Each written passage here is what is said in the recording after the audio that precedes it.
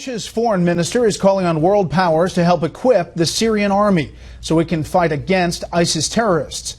But Fox News has learned there may be much more to the Russian buildup in the world's most dangerous neighborhood.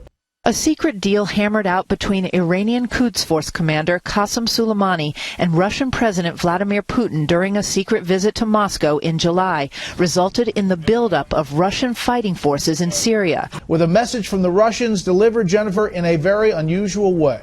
That's right, Brett. A senior U.S. military source described the Russian appeal known as a démarche as curt, stern, and direct. A Russian three-star general entering the U.S. embassy in Baghdad and delivering a verbal démarche to the U.S. defense attaché, announcing that Russian airstrikes would begin soon, requesting U.S. warplanes stop flying in northern Syria. Russian general went on to say, if you have forces in the area, we request they leave. Everything was said by the Russian Ministry of Defense.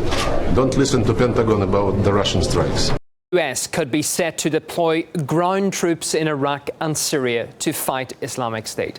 Defense Secretary Ash Carter said Washington, quote, won't hold back from supporting its partners, including with direct action on the ground. U.S. forces were not engaged in combat operations. But if that were the case, how could a U.S. soldier die in action? It was released, Brett, by the Kurdish government, much to the consternation of some in the U.S. military, because it clearly shows U.S. Delta Force operators in a combat role. Army Master Sergeant Joshua Wheeler, an elite commander, was killed during the raid.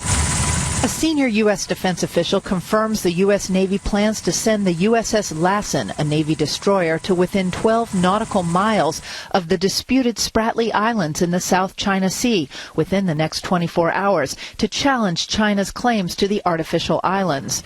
Meanwhile, U.S. Pentagon and intelligence officials are warning that an uptick in Russian submarine activity near vital undersea cables could cripple the nation's ability to communicate in the event of a war.